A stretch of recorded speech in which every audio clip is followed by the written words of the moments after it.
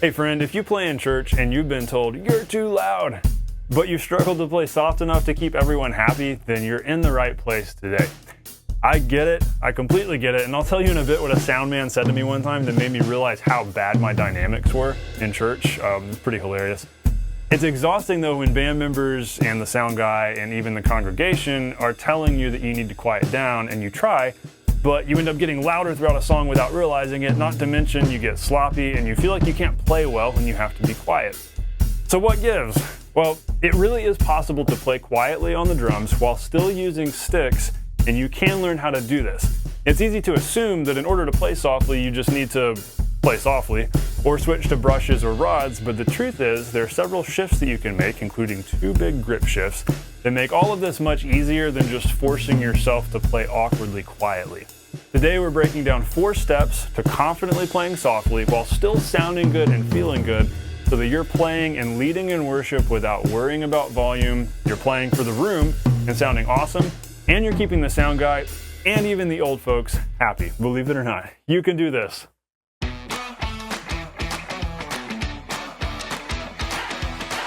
Hey, welcome to The Non-Glamorous Drummer. I'm so glad you're hanging out today. I help self-taught beginner drummers know what to practice so you can nail songs and have a blast on the drums, have more fun on the drums, and be able to play well with other people and be that drummer other people want to jam with. And hey, if you're here, you're a fellow church drummer, some of the biggest struggles, especially if you're new to playing modern worship music, are playing all of those tom patterns, especially making them feel right and feel big without feeling like you're overplaying, without playing too many notes. So playing those well, but also dealing with odd time signatures like 6/8, there's a lot of 6/8 songs, but especially 3/4. That's a time signature that's very unique to worship music and hymns, and we rarely ever hear or notice that time signature in any other kind of music. And so those are some big technical struggles of being a new church drummer, and it's hard to find a lot of resources on how to do that. So I want to help solve this for you. I have a free gift for you, a free PDF guide for you in the description, just for you, a fellow church drummer. If you're starting out, this is for you. 15 go-to grooves and fills for worship music. The Church Drummer's Guide to the essential tom patterns, fills, as well as fluently playing in 6/8 and 3/4 time. So this guide's really cool because we've got all these, written out groove examples, fill examples in the different time signatures, so you can get the hang of playing in them. But there's also play-along recordings. So if you're not great with notation, you can listen to it and play along to it and kind of get the feel for it. And you'll get a lot better at reading notation. There's a little bit of a notation crash course in there too. And there's also some song references. So we've got listed out like, hey, here's some songs where you might hear this groove in action, so you can go check it out. But basically my goal for you is for you to feel confident, encouraged, empowered, feel like you kind of know what you're doing finally by learning these, because these are kind of your essential vocabulary, your building blocks for playing modern worship music. And probably with the stuff in this guide, you're able to play 90% of the songs that are going to come your way on a Sunday morning. So I hope this helps you out a bunch. Be sure to grab it. It is just for you if you are a church drummer. Let's dive in today. So I'll never forget the time, and this must have been when I was like starting off in college. We got done with a rehearsal at church, and so I'd been playing, and I felt like I was playing pretty good and bringing some energy. And I remember the sound guy being on the stage right after, and he was adjusting some stuff, and he said to me, he was like, "Steven, you've been listening to metal?" And I was like, I thought to myself, is this a compliment? Is this a good thing that he thinks of it? Or is this do I want to be a metal drummer? I don't know. I'm kind of confused now. And I was like, no, why? And he was like, you're playing like a metal drummer. You're hitting the cymbals super hard. And so I thought about that. And what I started to realize was, okay, I was hitting the cymbals kind of hard that day. But the problem wasn't that I was hitting the cymbals hard. It's that I was hitting the drums too lightly. Long story short, I was playing like this.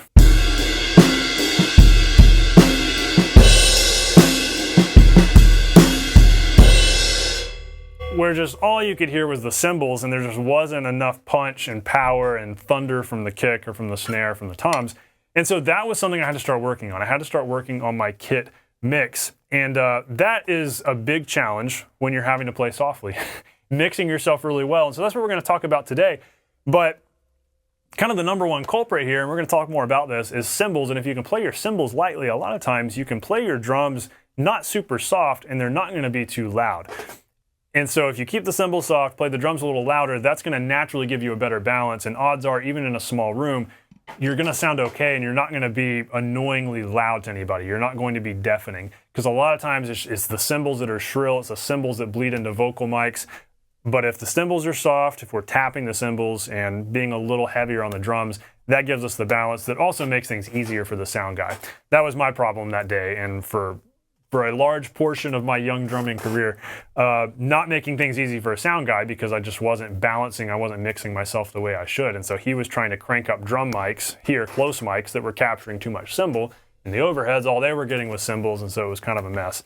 So let's get nitty gritty here. We're going to talk a little more about that whole thing, about balancing. But the first step here, there's some grip shifts that you can make that make all of this easier. And actually, before we even do that, instead of using like big 5B hickory sticks, swap those out for some 5A maple sticks. So these right here are the Vic Firth American Heritage Rock Maple. They call them the AH5A. I'm sure any stick maker has maple sticks, but maple is lighter weight than hickory. These feel just massively different compared to the 5B hickories. And so as soon as I put these in my hand, I naturally start feeling like I should play softer.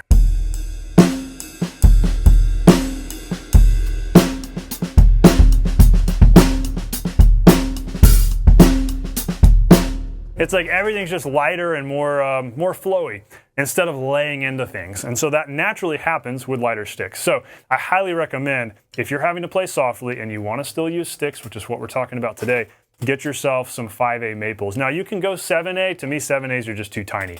Maybe if you have smaller hands, they'll work for you, but they kind of feel like toothpicks. So I recommend not going smaller than a 5A and just getting maple sticks instead of hickory. That way it's a lighter weight wood. So these can help a bunch, but tip number one here specifically is practice gripping more firmly when you're playing soft, especially if you have to play very soft. So what you're going to encounter, and again, we're kind of foreshadowing more for where we're going today, is that you're going to have a maximum volume you can hit in the room you're playing in, which is going to determine your minimum volume. And if we're not able to get super loud, that's going to mean that our quiets need to be very quiet. And so there might be a moment in the song when, in a verse, where we might need to go,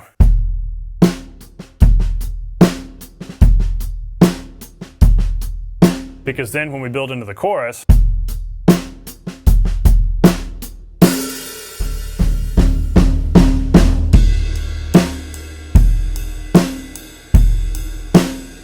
we've got to allow ourselves some headroom. So if you're playing very soft, especially if you're ghosting on the snare, it can be really helpful to use that firmer grip, which almost morphs into a more index finger fulcrum. If you've listened to my other lessons, you've noticed I'm always teaching that middle finger fulcrum. But when we play very softly, it can be more helpful to relax our fulcrum maybe down to here, play more like that, more firmly from our wrist, fingers are curled around, rather than the big, this kind of grip for the loud and fast. We can go down here for more of the quiet. Also, we can grip further up the stick, which gives us that lighter feel. You'll especially notice that on ride, like if you're playing jazz.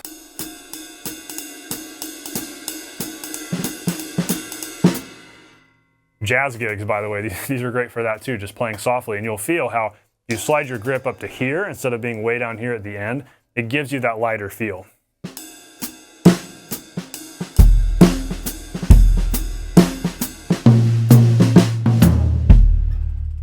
And so between using the lighter sticks, gripping a little bit firmly when you're very soft, and gripping further up the stick, you'll have that lighter feel that just gets you into that mental space of being soft and not having to work as hard to play soft. Because, if you're using your big heavy sticks and you're gripping at the end and you're trying to be soft, that's going to be hard. Because also these sticks have tied with them the memory and the feel of playing hard.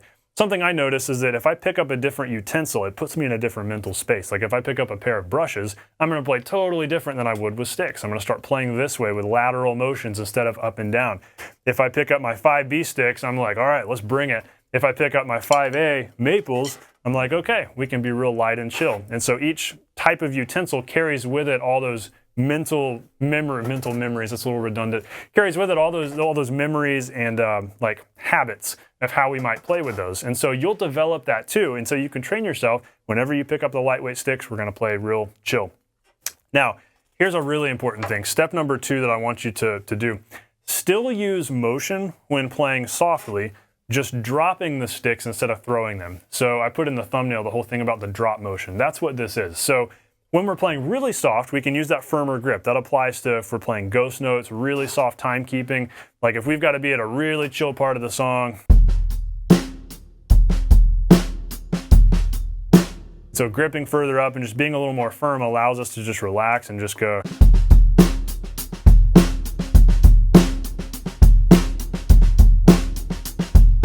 And so that chill volume feels natural, and we could do that all day. But if we're getting a little bit louder, because you're going to be able to hit the drums a little bit, odds are, even if you're in a small room, even if there's no shield, you can still use a little bit of motion and go.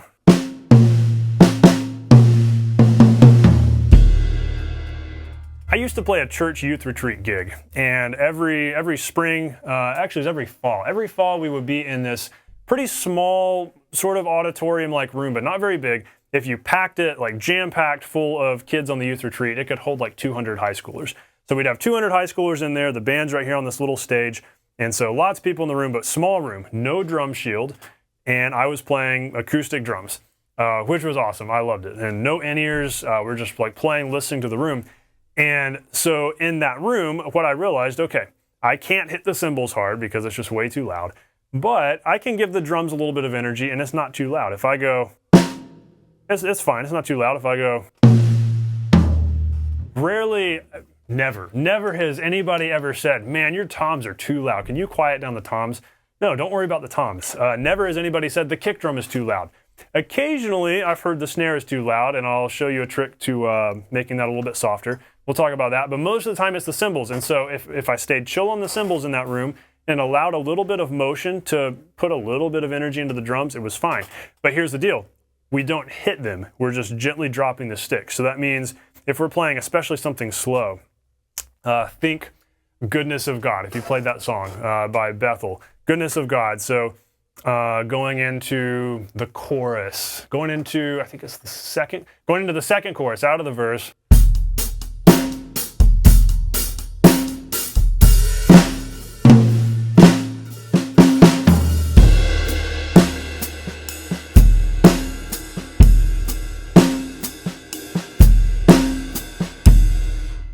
Of course, the snare on that recording is a lot lower, and if you tune your snare lower, that also helps make it quieter, by the way. But you see how as I'm playing through that, I'm not hitting the drums. I'm not putting a bunch of effort into it. I'm just letting the sticks float along. So practice dropping your stick and just playing with that loose motion instead of hitting, and therefore also using a prep stroke, we could call it, before you hit a backbeat. Because a big catch with trying to play softer is that it's easier to rush. I remember encountering this early on when I was starting to play. Really, a lot of my early experience needing to play softly was playing in small restaurants and bars with cover bands. At church, I had a little bit more, there was a drum shield, the room was a little bit bigger. But if I was playing in this intimate little restaurant, and there's like people eating food over here, I had to really be quiet. And so what I realized was that, wow, it's really easy to get faster and faster.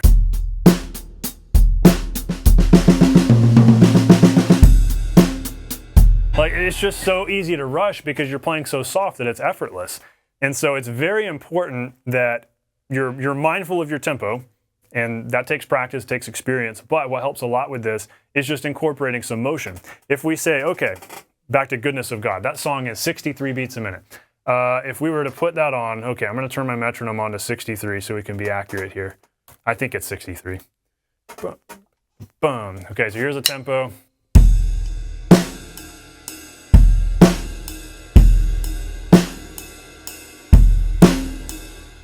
In order to not rush that, on an eighth note before each backbeat, I'm lifting the stick up.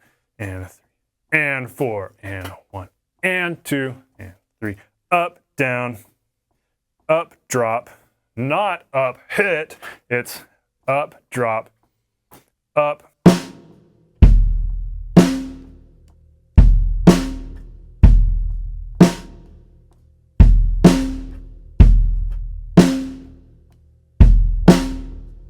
You know what would make this song feel a lot better here?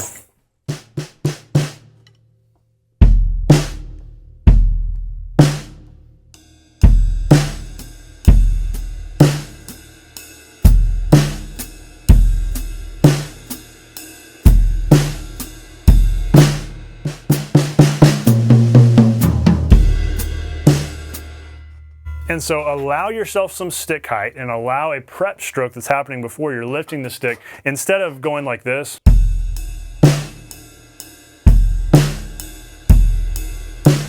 that's like a recipe for rushing. But instead, if you create this fluid, flowy kind of up-down motion, it helps out so much with avoiding rushing.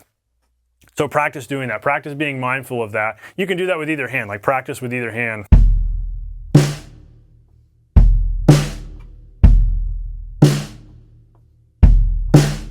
And then with your timekeeping hand, be real gentle with it, but allow some height. You know, you don't have to go. Rarely do you ever need to be that soft. You can still allow some stick height, but remember, we're just using gravity to create the little bit of volume that we need. We're not adding energy. When we play loud, we're adding tons of energy. But in this case, we're just floating along. We're not adding energy. So even if we're going a little faster,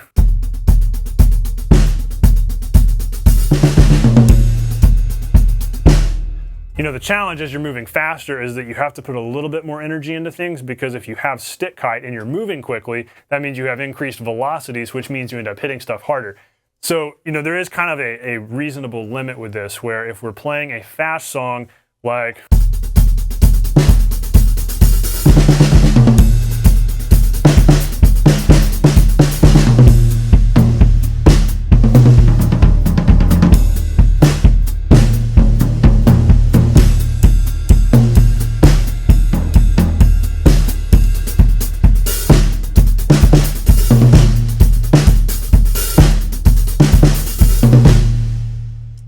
but we can still maintain that same relaxed kind of motion that's still not super loud. I don't think that would be too loud unless we were just in a tiny, tiny room.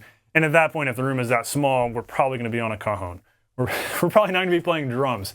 And so we're making the assumption here that you've at least got like 100 people in the congregation.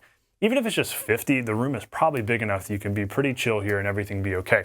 But let's keep going here. So step number 3 is be mindful of your volume throughout a song and practice maintaining it. So a lot of times that's the challenge. Yeah, as I play the song, I just get louder, or in rehearsal I'm quiet, but then it comes time for the service and I've got all this energy and I get too loud. This takes practice. It takes practice maintaining volume and being aware of how loud you're playing. But as you build coordination, as you practice songs more and more, and you get more and more comfortable with all the technical stuff, and, you know, remembering how a song goes, for instance, then you have more mental space left to be thinking about how loud you are. You can also practice this at home by recording yourself. Put the song on in your ears and say, I'm going to practice staying quietly. It's kind of hard to do if you got the song playing through headphones and you don't really hear yourself a whole bunch. But that's great practice for control. Just put your phone out here and video yourself and then go back and watch it and see, okay, how much louder did I get? Now, a lot of worship songs are very dynamic. They're very part-based. They're not just groove-based. It's not like if we're playing one of those like 70s dance tunes where the whole song is like, you know, we don't have a groove that goes for the whole song in most worship tunes. Usually it's very part-based, and the first chorus might just be, but then by the end of it, we might be going.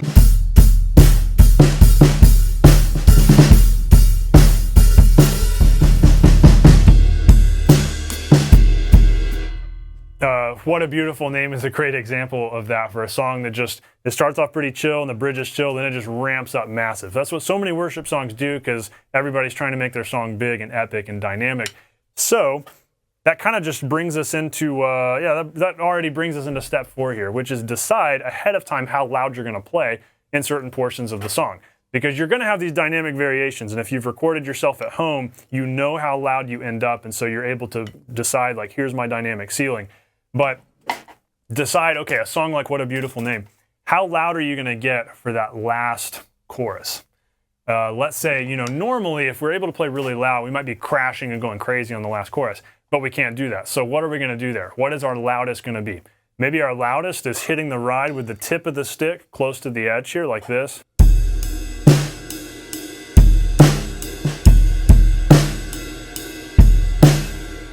And maybe the bridge preceding that, you know, there's the big driving bridge in What a Beautiful Name before the very last chorus. Maybe there we're on open hats.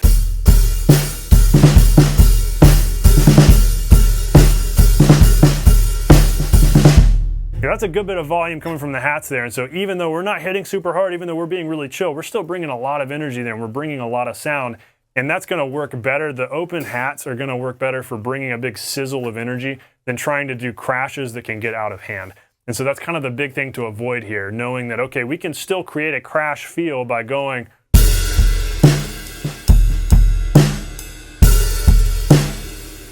But decide, okay, what is my loudest going to be? And this is something that really needs to be a group-wide conversation too. Here's another thing that can help you out a bunch. If you're playing in a small room, let's say it's a 100-person congregation, let's say there's not even a drum shield, there's not really drum mics, like it's very acoustic, but you've got acoustic drums here. That's cool, it's a lot of fun. Make sure that you're having conversations with everybody saying, okay, is this too loud? So have a band member walk around the room, have the sound guy be listening and like test out, okay, let's say I do this on the ride. Tell me if this is too loud.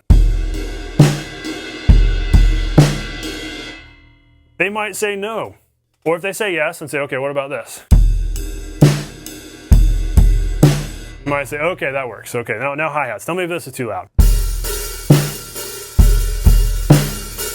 They might be like, it's close. It's almost too loud, but I think it's all right. Then you know, okay, we're getting close to our limit here. That's as loud and as big as we can get. And then you might say, okay, what about this? Start putting a little bit of energy into it and just test out, okay, what about my snare, my floor tom kick, just the drums, no cymbals, how loud can I go?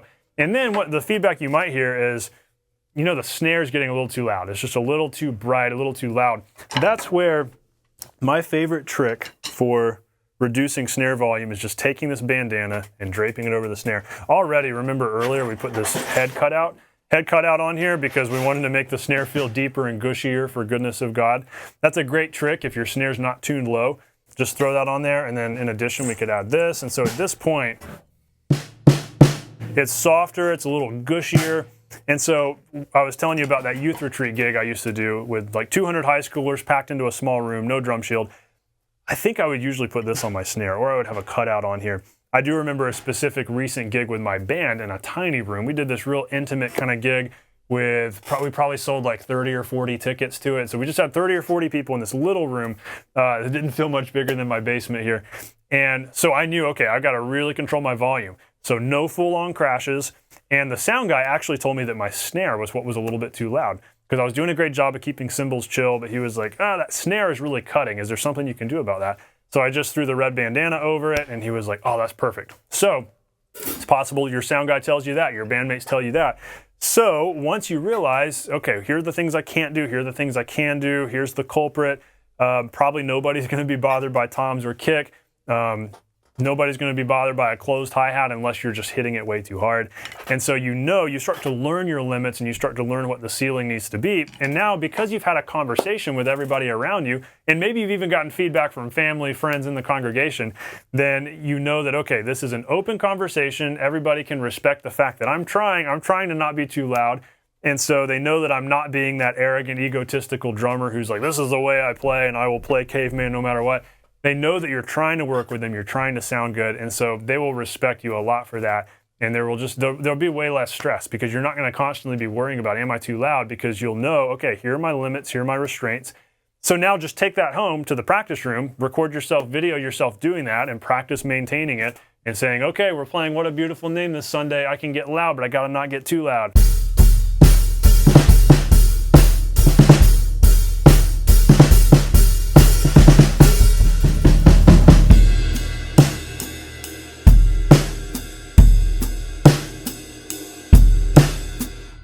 And just practice being mindful of volume. And you can notate on your charts if you write like shorthand charts, or if you read off of chord sheets for songs, you can write on there, you know, how loud I'm getting and say, okay, this is my loudest. And then always remember that and kind of have a basic dynamics map in your head, because that's great with worship songs, having somewhat of a dynamic map, because these songs are so, you know, lots of dynamics, and you might totally drop out here, then get huge suddenly. And so dynamics are powerful, and that's why your quiets need to be quiet.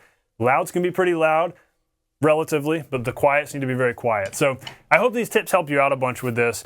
I had some additional tips written in here in the outline, but honestly, I already covered them, because the two things were the bandana trick, head cutout or bandana, that can help a lot with quieting a snare down. And also never play a full-on crash if you're needing to be really soft, but you can actually use the open hi-hats to be a crash. I showed that to you real briefly a few minutes ago, but let's say you're playing along,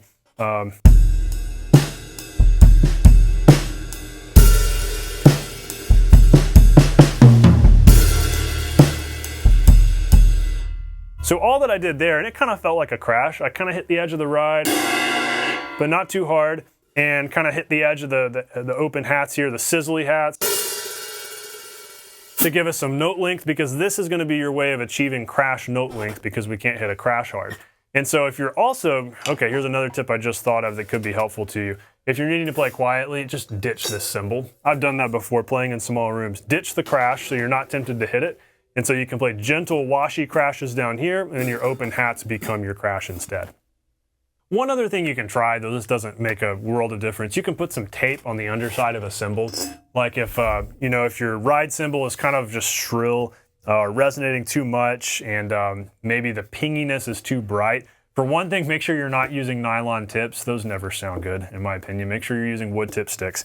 But you could also stick some gaff tape on the underside of your cymbal. If you stick it toward the outside, it's going to make a huge difference. You put it toward the inside, more subtle. And so I used to do that, I think, with this cymbal. I peeled it off, thankfully. I'm glad I'm not finding tape here that's been here for years and I didn't know it. But I used to play in this small restaurant where there'd be people eating food like 6 feet away. And so I just put some tape on the underside of the cymbal, and I would take this cymbal off, I think. And so that way it just kept the volume controlled and kept the cymbal a little bit more mellow and less shrill and washy. And so the only shrill washiness would actually come from the hat. So it kind of helped train me to play that way. So I hope that all of this together helps you to have fun playing softly without constantly worrying about being too loud, and confidently play softly, even using sticks. Sure, you could switch to rods, you could do brushes, do whatever you want to. In certain songs, it might actually be better to do that.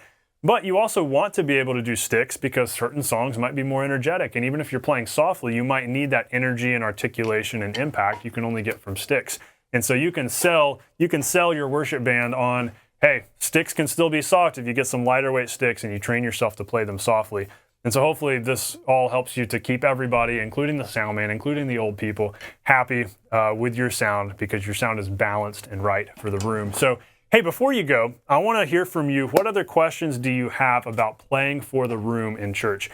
I know it's possible, well, odds are you're not still watching right now if you're playing an e-kit in church, but I know a lot of small churches use e-kits, and those are a fantastic solution. But maybe you are on an acoustic kit and this is an ongoing struggle. I hope today helps you a bunch, but what other questions do you have? What did I not cover today? What other questions do you have about playing for the room in church? Leave a comment below or shoot me an email. I'll be going through, and I can't reply to every comment, but if I see a good question, I highlight it, copy, paste, put it over here so that I can plan a future lesson on it and help you out some more with this. Be sure to go grab the 15 go-to grooves and fills for worship drummers so that you can nail tom grooves and feel way more comfortable in 6/8 and 3/4, and have a really good collection of just go-to grooves and fills to help you feel more empowered and confident playing Sunday to Sunday. Go grab that free PDF guide. It's in the description below. Hey, it's been fun hanging out today. This has been a lot of fun, and I've got some more church drumming content coming up. My goal is to kind of sprinkle in 1 or 2 lessons on church drumming each month, because I know that I've been a church drummer for half of my lifetime now, and so that's a huge part of just my upbringing, my coming up as a drummer, as a musician, and that's where I've learned so much, and it's been a huge part of my life. And so if that's you too, if you're a fellow church drummer, I want to be able to serve you and help you out with what you're doing every Sunday. So I'm glad you hung out today. I hope this has been helpful to you. Know that, as always, you can do this. Stay non-glamorous. I'll see you on the next lesson.